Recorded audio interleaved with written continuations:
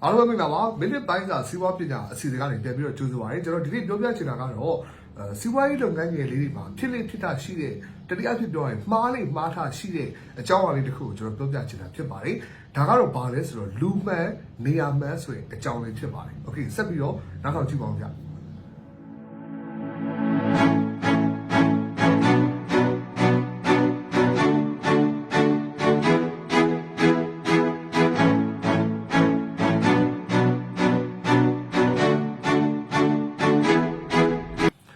ကျွန်တော်တို့ကစီးပွားရေးလုပ်ငန်းတွေလုပ်ကြပြီဆိုရင်ကျွန်တော်တို့လက်အောက်မှာဒါဝန်ထမ်းတွေရှိလာပြီပေါ့ဗျာเนาะအဲ့တော့ဒီဝန်ထမ်းတွေကိုကျွန်တော်တို့ကလူမှန်နေရာမှန်ဖွဲ့စည်းပုံမှန်နဲ့မှန်ကန်တဲ့တာဝန်တွေကိုပဲမှန်ကန်တဲ့လူနဲ့ match ဖြစ်အောင်ကျွန်တော်တို့ကခိုင်းစီတာဝန်ချထားပေးဖို့လိုပါတယ်။ဘာကြောင့်လဲเนาะဘာကြောင့်လဲဆိုရင်ကျွန်တော်တို့ကတနက်ပြစ်မယ်ပေါ့เนาะတနက်ပြစ်တယ်လို့ပေါ့ကျွန်တော်တို့ရဲ့တနက်ကြည်အိမ်ထဲမှာကြည်စံက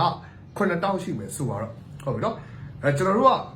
ပြင်မှာတားကောင်တွေကိုလိုက်ပြီးတော့ပြစ်မယ်ဒီသားကောင်တွေထဲမှာကျွန်တော်တို့တကယ်တန်ဖိုးကြီးเนาะတကယ်တန်ဖိုးကြီးမယ်ဒီတနက်နဲ့ပြစ်လို့လည်းတင်နိုင်တယ်ဆိုရင်တန်ဖိုးရှိတဲ့ကိုယ်တန်ဖိုးရှိတဲ့သားကောင်တွေကိုရွေးချယ်ပြီးတော့ခုနှစ်ကောင်ပြစ်မှာပေါ့ဒါမျိုးပေါ့เนาะဒီလိုမဟုတ်ဘဲနဲ့နှစ်ပြီးစုပ်ကလေးတွေ့တယ်ဒိုင်းကလေးကျွန်တော်ဒီတနက်နဲ့ပြစ်မယ်အဲ့တော့နှစ်ပြီးစုပ်ကအယုဒ္ဓရှာသားရှာရှာမတွေ့တော့ဘူးကျွန်တော်တနက်ကြီးစံတနက်ပဲစုံသွားအဲ့လိုမဟုတ်ဘဲနဲ့ဒီတနက်နဲ့တကယ်ကိုယ့်အတွက်အသုံးဝင်မဲ့သားကောင်တွေကိုပြစ်မှတာကိုယ်မှာရှိတဲ့တနက်နဲ့ဒီခုနှစ်ချက်နဲ့ကိုက်ညီတဲ့နော်ကျွန်တော်တို့ပြန်ပြီးတန်ဖိုးရှိတဲ့သားကောင်တွေကိုရမှာဖြစ်ပါတယ်အဲ့တော့ဒီလိုပဲဗျကျွန်တော်တို့လုပ်ငန်းခွင်ထဲမှာကျွန်တော်တို့ဒီတစ်ခါတလေမှာရေတိုနော်ရေတိုပြဿနာလေးကိုဖြေရှင်းဖို့အတွက်ရေရှည်ပြဿနာကြီးတွေကိုအဖြစ်ခံပြီးတော့မှားယွင်းတဲ့အလုပ်တွေကိုမှားယွင်းတဲ့လူတွေနဲ့တွားပြီးတွဲဖက်ပေးပြီးလေရှိတယ်တစ်ခါတလေမှာတိတ်ကိုနစ်နာစရာကောင်းတယ်တစ်ခါတလေမှာတိတ်ပြီးတော့ကျွန်တော်တို့အတွက်နှမျောစရာကောင်းတဲ့လူကောင်းတွေလူရင်းတွေကိုဆုံးရှုံးရလေရှိတယ်တော့ example လေးတစ်ခုပြောရမယ်ဆိုရင်ကျွန်တော်စီကို client တယောက်ရောက်လာတယ်ပေါ့နော်သူ့လုပ်ငန်းကအရင်ကောင်းနေတယ်သူ့လုပ်ငန်းရဲ့အနေထားသည်တလားကိုထားပါပြန်ရောင်းရအများကြီးရှိနေတယ်ဒီလိုအနေထားဖြစ်နေတယ်ဒါပေမဲ့ဘာဖြစ်နေလဲဆိုတော့လုပ်ငန်းကတော့ဝန်ထမ်းခန့်ထားဖို့လူတွေကနည်းနေတယ်ဝန်ထမ်းခန့်ထားတဲ့လူတွေကနည်းနေတယ်လုပ်ငန်းရဲ့ပြစ်ချက်တွေအားလုံးကိုကျွန်တော်ရှာဖွေကြည့်တယ်ဒါတွေမတွေ့ဘူးပေါ့နော်လုပ်ငန်းခန့်ထားမှုနည်းတော့လုပ်ငန်းခန့်ထားမှုနည်းနေတဲ့အထက်မှာအယောင်းဝန်ထမ်းတယောက်ရှိတယ်ဒီအယောင်းဝန်ထမ်းတယောက်ဒီအယောင်းလည်းအရင်တော်တယ် customer တွေကိုလည်းအရင်အလုပ်လုပ်ပြီးတယ်အရင်လည်းအလုပ်ကြိုးစားနေတယ်နောက်တစ်ခါစိုင်ဖွင့်တာဘာညာကအစပစ္စည်းထုတ်ပိုးတာအထိဝယ်ကူပြီးတော့လုပ်တယ်နောက်တစ်ခါpage ကနေပြီးတော့ reply ပြန်တာတွေဖြေတယ်ဒါတွေလုပ်တယ်ဟိုဖုန်းခေါ်ဆိုမှုတွေလည်းဖြေဆိုပြီးတယ်ဆိုတော့သူတယောက်ထဲကနေပြီးတော့ဒီ operation ကြီးရဲ့ရှိသမျှလုပ်ငန်းစဉ်တွေအားလုံးတော့ဝင်ပြီးတော့ပါဝင်ပြီးတော့လုပ်ပေးနေတယ်ဒီလိုမျိုးအဲ့တော့ဒီလိုပါဝင်ပြီးတော့ဘာကြောင့်သူကလုပ်ပေးနေလဲဆိုတော့သူ့အနေနဲ့ကလည်းဝေကြီးလိုအပ်ချက်လိုအပ်တယ်ဒါကြောင့်အိမ်ကုန်လည်းထောက်ပံ့ပေးနိုင်ဖို့အတွက်ရှိသမျှအလုပ်အားလုံးကိုထားပါတော့ကြာရုံးချိန်10 နာရီ17 နာရီ17 နာရီဆင်းပြီးတော့လုပ်တယ်ဒီလိုလုပ်တဲ့အတွက်ပိုင်ရှင်ကလည်းလုပ်ငန်းရှင်ကလည်းပြန်ပြီးတော့ကြည့်ပေးတယ်သူ့ကိုဘုံဝေးတွေပို့ပေးတယ် bonus တွေပေးတယ်လစာတွေတိုးပေးတယ်လစာလည်းအမြင့်ဆုံးဖြစ်နေတယ်ဒီလိုအနေထားဖြစ်နေပေါ့နော်ဒါပေမဲ့အဲ့ဒီအချက်ကိုကျွန်တော်ကပြင်ဆင်ခိုင်းလိုက်တယ်ဘာကြောင့်ပြင်ဆင်ခိုင်းတာလဲโอเคနော်ဘာကြောင့်ပြင်ဆင်ခိုင်းတာလဲဘာကြောင့်ပြင်ဆင်ခိုင်းတာလဲဆိုသူဒီတကယ်ကို attitude ကောင်းတဲ့လူဖြစ်နေပြီမဲ့မသူကခုနကျွန်တော်ပြောသလိုပေါ့ဗျာเนาะကျွန်တော်တို့တက်ထဲကကြည်စံတစ်ခုဖြစ်တယ်ဒီကြည်စံနဲ့ကျွန်တော်ကတန်ဖိုးရှိဆုံးအရာကိုပဲသူ့ရဲ့အလုံနိုင်ဆုံးအရာအမြင့်ဆုံးအရာကိုချိန်ရွယ်ပြီးတော့ပြစ်ခတ်ခိုင်းရမှာဖြစ်တယ်သူကထားပါတော့အချိန်တနာရီရှိမယ်ဒီအချိန်တနာရီကိုသူက customer အယောက်9ယောက်လောက်ကိုသွားပြီးတော့အယောင်းသိန်း100 200ဘူးလောက်ရောင်းနေနိုင်တယ်အဲ့ဒါကိုကျွန်တော်တို့ကအဲ့ဒီအချိန်နာရီကိုသူ့ကိုဒီဘက်မှာပစ္စည်းထုတ်ပိုးတဲ့နေရာမှာခိုင်းလိုက်မယ်ဆိုရင်သူကတော့လုံမှာပဲเนาะသူကတော့ကျွန်တော်တို့ရဲ့ဝန်ထမ်းဖြစ်တယ်ကျွန်တော်တို့ရဲ့သစ္စာရှိလူယုံဖြစ်တယ်ဒီအတွက်ကျွန်တော်တို့ခိုင်းတဲ့အရာတွေကိုသူဒီလုံမှာပဲဒါပေမဲ့ကျွန်တော်တို့ကဒီဘက်ပစ္စည်းထုတ်ပိုးမှုမှာပစ္စည်းတွေဒါထုတ်ပိုးလိုက်ရပြီမဲ့ဟိုဘက်မှာ customer တွေကိုရောင်းချရမယ်เนาะကျွန်တော်တို့ဒါသိန်းရာပေါင်းများစွာနစ်နာသွားတယ်ဆိုတဲ့အနေအထားမျိုးဖြစ်နိုင်တယ်အဲ့ဒီလိုပေါ့အဲ့တော့ဒီကိလို့ဒါသူဒီအလုပ်ကိုရက်ပင်ပန်းသွားပြီးထပ်ပြီးတော့အိမ်ကိုလည်းထောက်ပံ့စရာမလိုတော့ဘူးသူအေးဆေးဖြစ်သွားတော့မယ်ဆိုရင်ဒီလိုအစုံစုံလုပ်နေရတဲ့အလုပ်ကြီးကိုပဲသူဆက်ပြီးလုပ်နေမလားသူရဲ့ professional ကြားမယ်လုပ်ငန်းတစ်ခုကိုပဲရွေးချယ်ပြီးတော့တခြားကိုပြောင်းသွားမလားဆိုတာကျွန်တော်တို့မသိနိုင်ဘူးဒီလိုနေတာတကယ်လို့ဒါဒီရောင်းဝယ်တဲ့ဒီကျွန်တော်တို့လုပ်ငန်းကလှုပ်ထွက်သွားမယ်ဆိုရင်ကျွန်တော်တို့အတွက်တိတ်ကိုနစ်နာတဲ့အနေအထားတစ်ခုကိုဖြစ်စေမှာဖြစ်ပါတယ်နောက်ထပ်ကျွန်တော်စီကိုထပ်ပြီးတော့ရောက်လာတယ် consultation လာရွေးလုပ်ငန်းတစ်ခုရှိတယ်အဲ့ဒီလုပ်ငန်းကလည်းသူကတော့ error လေးတစ်ခုကြုံနေတယ်ဘာ error လေးကြုံနေလဲဆိုတော့သူ့စီမှာရှိတဲ့ထိတ်တန်းအယောင်သမားတယောက်ရှိတယ်ထိတ်တန်းအယောင်သမားခုနကလိုပဲเนาะထိတ်တန်းဒါပေမဲ့သူကဆိုတော့ထိတ်တန်းအယောင်သမားဆိုတော့ online ကနေတော့ live လွှင့်ပြီးတော့ရောင်းတဲ့အယောင်သမားဖြစ်တယ်အဲ့တော့ဒီ online ကနေ live လွှင့်ပြီးရောင်းတဲ့အယောင်သမားသူ့ရဲ့ sales performance ကတဖြည်းဖြည်းချင်းကျလာတယ်ဥပမာထားတော့တစ်ပတ်ကိုထားတော့ live ကို9ချိန်လွှင့်ခိုင်းမယ်ဆိုသူ9ချိန်မလွှင့်နိုင်ဘူး3ချိန်လောက်ပဲလွှင့်နိုင်တယ် ရင်တော့က live မှာထားတော့ပစ္စည်းအခု100ရောင်းရတယ်အခုပစ္စည်း90လောက်ပဲရောင်းရတော့တယ် live လွှင့်တဲ့အချိန်အကြီးအတွက်တွေလည်းနဲလာတယ်တူလာတယ်ရောင်းချမှုအင်အားလည်းနဲလာတယ်ဒီလိုမျိုးဖြစ်လာတယ်အဲ့တော့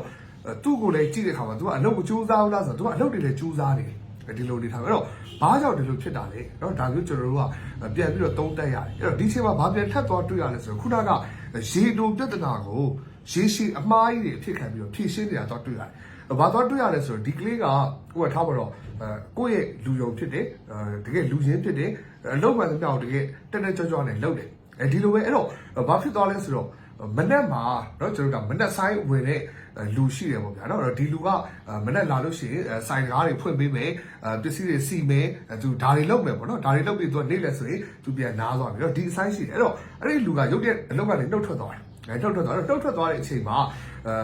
ဒီလူကိုထပ်ပြီးတော့အစားထိုးဖို့ရှာတယ်ရှာရင်းနဲ့လူကမရရှာရင်းနဲ့လူကမရဖြစ်နေတော့โอเคတော့ဒီတာဝန်ကိုခုနကအလုပ်ကြိုးစားတယ်အားကိုးတယ်ဆိုကိုယ်လည်းသူ့ကိုအားကိုးလို့ပေါ့နော်အားကိုးလို့ဒါလေးကိုကူညီပေးပါဦးဆိုပြီးခိုင်းလိုက်တယ်အဲ့တော့သူကလေလောကတက်ကြွကြွကြိုးစားစားနဲ့ဒါကိုလုပ်တယ်ဒါပေမဲ့မနေ့ဆိုင်စဖွင့်တဲ့အချိန်ထားတော့မနေ့9နာရီ6နာရီနဲ့ဆိုင်စဖွင့်လိုက်ပြီးတော့သူ့ရဲ့နေ့စဉ်တာဝန်တွေကိုလည်းလှုပ်ဆောင်ရတဲ့အချိန်မှာသူ့ရဲ့အလုပ်ချိန်ကအရင်များသွားတယ်အရင်များတော့ဘာဖြစ်လာလဲပထမတစ်ပတ်ဘာမှဖြစ်ဘူးလုပ်နိုင်တယ်ဒုတိယတစ်ပတ်ရတယ်ဘာမှဖြစ်ဘူးဒါပေမဲ့တလားလောက်ကြာလာတဲ့အချိန်မှာပင်ပန်းလာတယ်နွမ်းလာတယ်เนาะအဲ့တော့ဆိုတော့လုံးဝတစ်နေ့လုံးအလုပ်ထဲကိုရောက်နေတယ်ပြန်ရောက်လာတဲ့ relax လုပ်ချင်မရှိဘူးလူကတခါလေးတန်းပြီးတော့အိတ်တယ်အဲ့တော့ဒီလိုမျိုးတလားလောက်ဖြတ်တန်းလာတဲ့အချိန်မှာဒီခုနကကျွန်တော်တို့ရဲ့ဒါအားကိုးရတယ်ကိုအားကိုးမိလိုက်တဲ့ဝန်ထမ်းကပဲပြန်ပြီးတော့သူ့မှာ stress တွေ pressure တွေဖြစ်လာပြီးတော့နောက်ဆုံးသူမလုပ်နိုင်တော့ဘူးသူအဆင်မပြေတော့ဘူးအယောင် target တွေတဖြည်းဖြည်းကျလာတယ်ဒီလိုနေထားကိုကျွန်တော်တို့တွေ့ရတယ်အဲ့တော့ကျွန်တော်တို့ကတကယ်ကျွန်တော်တို့ရဲ့အခုလုပ်ငန်းလေးတွေပေါ့เนาะလုပ်ငန်းအသေးစားလေးတွေလုပ်ငန်းအလဲအလက်ကလေးတွေမှာကြုံရတဲ့ပြဿနာဒီလူမှန်နေရာမှာမဟုတ်တဲ့ပြဿနာပဲเนาะအဲ့တော့ဆိုတဲ့ဘောကတချို့ကလည်းပြောလေးရှိကြတယ်ဥပမာ family type ပေါ့အဲ့တော့ family type ဆိုရင်ဝေးဝေးကပြေးတော့လို့ပြောကြတယ်ဒီလိုလည်းမဟုတ်ပါဘူးเนาะအဲ့တော့ family type ဆိုတာဒီတခုတော့ရှိတယ်ဂျေဒီတက်တက်မမတော့မဟုတ်ဘဲနဲ့နည်းနည်းအစုံဆုံးလုပ်ရတယ်လို့ရှိတယ်ဒါပေမဲ့ဒီလိုလုပ်ရခြင်းဒီပညာရတယ်ကျွန်တော်တို့ကိုယ်တိုင်လည်း family type လုပ်ငန်းတွေလုပ်ခဲ့မှုပါတယ်ဒါကြောင့် operation တစ်ခုလုံးကို run နေတာကိုပညာတော့ရခဲ့မှုလေသို့တော်လေတော့ကျွန်တော်ကပြန်ပြီးတော့လုပ်ငန်းရှင်တွေကိုပြန်ပြီးစဉ်းစားသုံးသပ်စေချင်တာကကျွန်တော်တို့မှာကြည်စံတွေရှိတယ်ဒီကြည်စံနဲ့ထိုက်တန်တဲ့တားကောင်ကိုပဲပြစ်ဖို့ချိန်ရွယ်ပြီးတော့ခလုံမောင်းကိုတစ်စေချင်တယ်ဒါပါပဲဆိုလိုတာကလူမှန်နေရာမှန်ဖွဲ့စည်းပုံမှန်ရမယ်ဒီလိုအနေထားပါတော့အဲ့တော့ဆိုတော့ကကျွန်တော်တို့ဒီရေလိုပြဿနာလေးရှိနေတယ်ဒီရေလိုပြဿနာကပါတယ်မနဲ့ဆိုင်စောစောမဖွင့်နိုင်ဘူးဒီပြဿနာလေးရှင်းသွားဖို့တဲ့အတော်ဆုံးအကြောင်းဝင်တဲ့ကိုခိုင်းလိုက်တော့ရောင်းသွားကြတယ်ဒါမျိုးကျွန်တော်တို့ကလုပ်ငန်းထဲမှာရေရှည်ရှင်းလို့မရတဲ့ပြဿနာကြီးဖြစ်မလာဖို့တော့ဂရုစိုက်ဖို့လိုတယ်ဒါကိုကျွန်တော်သိစေချင်တာဖြစ်ပါတယ်အဲ့တော့လက်ရှိလုပ်ငန်းတော်တော်များများမှာဝန်ထမ်းတွေရဲ့ JD တွေမကွဲကြဘူးရောနေတယ်